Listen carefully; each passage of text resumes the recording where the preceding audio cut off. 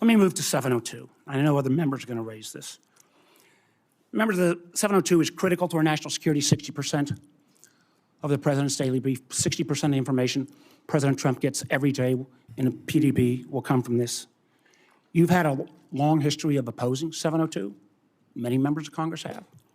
But one of the things you actually done that not many have is not to reform it, but you actually said you wanted to repeal it. But now, whether it's, confirmation conversion or whatever, you call 702 vital.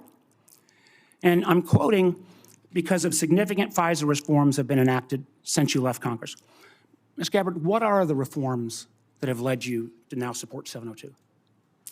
In the short time that I have, Senator, I will just note that my actions in legislation in Congress were done to draw attention to the egregious civil liberties violations that were occurring at that time.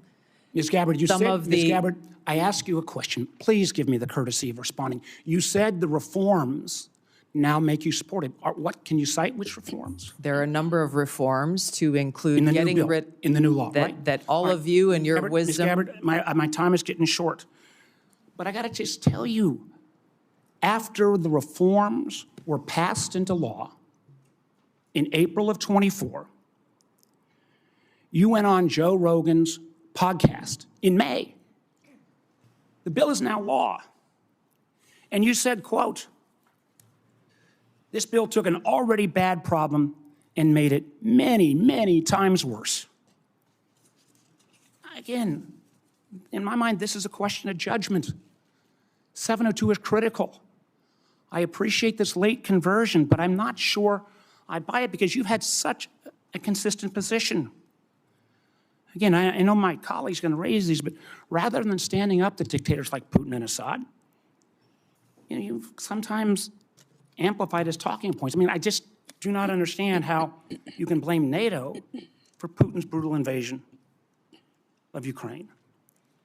And when Assad used chemical weapons against his own people, you didn't condemn him. I can go through all the quotes.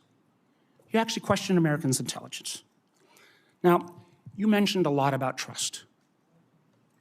And one of the things that I'm so proud on this committee is my friend Senator Burr said, we always follow the truth. I say on this committee, it's the most valuable work I do in this Senate. We have a bipartisan approach to intelligence. I think we have worked to try to keep the intelligence community and earn their trust, and frankly, earn the trust of the American people. But I, respectfully, ma'am, I just don't believe on your judgment and credibility issues that this is the appropriate role that you should take going forward.